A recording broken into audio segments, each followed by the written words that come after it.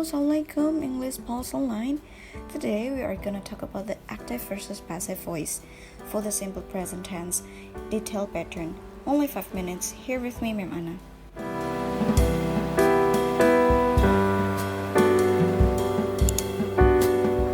So this is the pattern about the passive voice. I will tell you in bahasa. Jadi ini adalah rumus passive voice-nya. Bagaimana sih cara kita membuat passive voice? Itu gampang banget. Kita harus tahu dulu aktifnya ini mana subjek, verb, dan objek kita. Kita harus punya objek karena ada beberapa kalimat yang nggak ada objeknya. Kalau kalimat kalian tidak mempunyai objek, artinya kalimat tersebut tidak bisa menjadi kalimat passive voice. Kita lihat ya. Ini subjeknya adalah the students. Kata kerjanya adalah clean dan objeknya adalah the classroom. Kalimat aktif ini kalau kita artikan menjadi kalimat murid-murid membersihkan kelas. Sekarang kita mau bikin jadi kelas dibersihkan oleh murid-murid. Otomatis kita tinggal puter aja, switch aja ya kan. Subjek dan objeknya kita tinggal puter. The students tadi yang di depan kita puter ke belakang kan. Classroomnya jadi ke depan. Karena kan kita mau bikin jadi kelas dibersihkan oleh para murid-murid. Kita puter. The classroom kita masukkan di awal kalimat kita. Ini adalah kalimat pasif kita ya yang di bawah ya. The classroom jadi di depan. Setelah kata the classroom muncul, kita harus tentukan classroom ini pronounnya siapa. Classroom ini kan kelas, satu kelasnya. Berarti dia it. Otomatis it itu to be-nya adalah is ya. Kita tinggal pilih to be itu is atau are. Ada satu lagi am. Kalau misalnya orang yang di depan itu adalah I ya. Classroom karena dia satu kelasnya berarti dia is to be-nya. Is cleaned. Nah, to be ini tadi udah tahu ya dapat dari mana ya. Clean ini kita turunkan menjadi past participle. Kalau ada yang masih bingung past participle itu apa? Past participle itu artinya verb 3 teman-teman. Kata kerja bentuk ketiga. Kalau masih ada yang bingung, verb 1, verb 2, verb 3, let me know in the column chat below. So I will give you free pattern of the verb 1, verb 2, and verb 3 ya.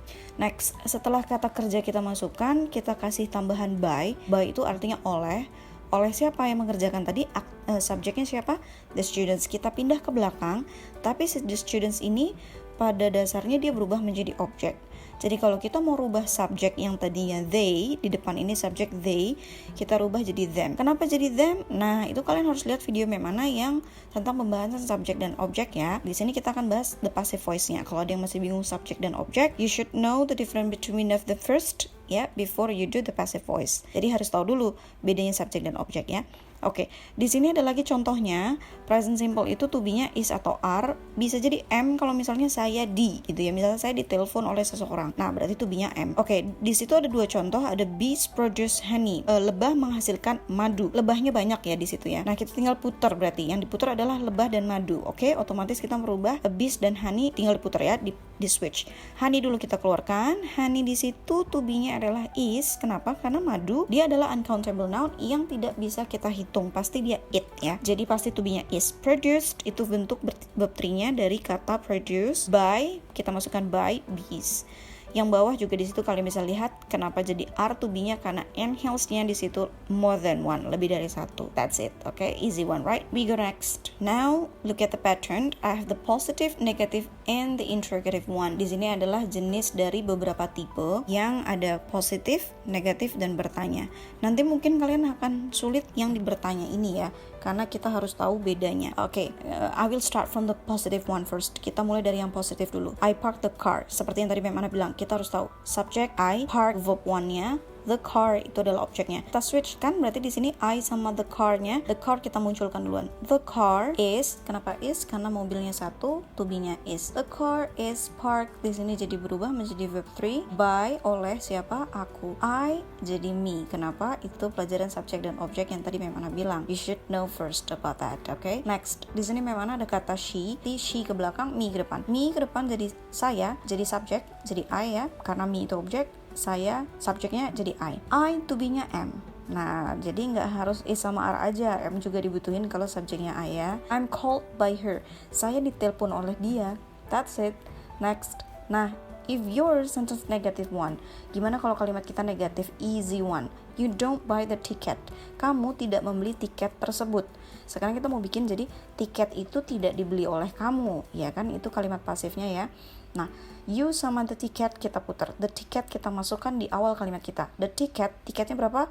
Only one. So, the to be is. To be-nya jadi is ya. The ticket is not. Jangan lupa tambahkan not. Karena kita mau kalimatnya jadi negatif. Karena mau artinya tiket tidak dibeli olehmu. Oke ya, jadi the ticket is not Bought ini apa memang? Ini adalah verb 3 dari kata buy, dari kata kerja buy. Jadi kalau untuk ngerjakan passive voice harus hafal verb 1, verb 2, dan verb 3-nya. Sebetulnya verb 2-nya memang gak dipakai ya, tapi at least you know the difference between 3 of them. Kalian harus paham perbedaan dari verb 1, 2, dan 3. Bought by you. Tetap di sini you, meskipun mereka sebetulnya berubah. You yang pertama ini subject, you yang kedua ini adalah object. Next, the last one. This is the hardest one I think. Ya, mungkin kayaknya yang bertanya ini beberapa murid Memana juga masih banyak yang bingung ya. Nah, kita coba bahas detail tentang pelajaran passive voice yang kalimat tanya. Pertama, ini kalimat tanya kita dalam bentuk aktif. Apakah ibumu memasak pasta setiap hari? Does your mom cook pasta every day? Nah, ini kan pertanyaannya apakah ibu memasak setiap hari. Sekarang kita tinggal putar kalimat kita ke bahasa Indonesia dulu. Kalau misalnya kalian bingung, kita putar bahasa Indonesia dulu ya. Apakah pasta dimasak ibumu setiap hari? Kan gitu ya.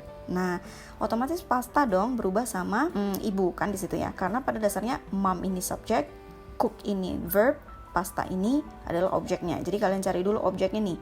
Nah, ketemu. Pasta ini adalah objeknya. Kita mau bilang apakah pasta dimasak oleh ibu setiap hari. Pasta kita pindah ke depan. Sebelum pasta kita pindah ke depan, karena kalimat kita mau bertanya, jadi to be-nya dulu. Jangan pastanya dulu. To be-nya dulu. Pasta itu it, to be-nya is. Berarti is-nya dulu yang keluar. Is pasta, verb 3, cooked. Apakah pasta dimasak oleh ibu setiap hari? That's it, right? Is pasta cooked by mom every day? Is-nya ke depan, kenapa? Karena kita mau pakai pasta di depan, di awal kalimat kita. Terus mungkin ada yang bingung, ma'am, does-nya gimana? Nggak usah dipakai, karena does itu nggak akan kepake di kalimat pasif, gitu ya. Do, does, did itu nggak kita pakai pada saat kalimat kita bertanya, gitu teman-teman. Karena nanti pasti akan berubah menjadi to be. Intinya kalian harus punya to be dan verb 3 di kalimat pasif kalian. Atau intinya adalah pasif harus bentuk kata kerjanya ketiga. Jadi nggak boleh verb 1, nggak boleh verb ing, atau nggak boleh verb 2. Iya kan? That's it. I think it's enough for the explanation. That's it. Oh, this is just reminder for you about the subject and object. Ini pengingat buat kalian between the subject and object.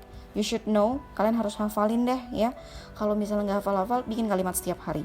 Karena kalau nggak hafal subjek dan objek, itu nanti mempengaruhi jawaban kalian di passive voice kalian. Okay, next. Okay, this is the exercise. This is the active voice, number 1 to number 5. Can you try to change this sentence into the passive voice once, guys? So you could just answer this exercise in the comments column down below, and I'll let you know if you make mistakes. I'll give you the revision. That's it, I think. Yep. This is the end of the video. I hope it will help you if you're still confused about the active versus the passive voice. Right, before I end this video, I just wonder, is there someone of you who is not from Indonesia? Let me know if you need the explanation in English. Thank you so much for watching, guys. Don't forget to subscribe, like, and comment, and turn on the notification bell right there so you will know my new video. And one more, you can email me if you want to join my offline or online classes. Thank you so much, guys. See you soon. Bye bye.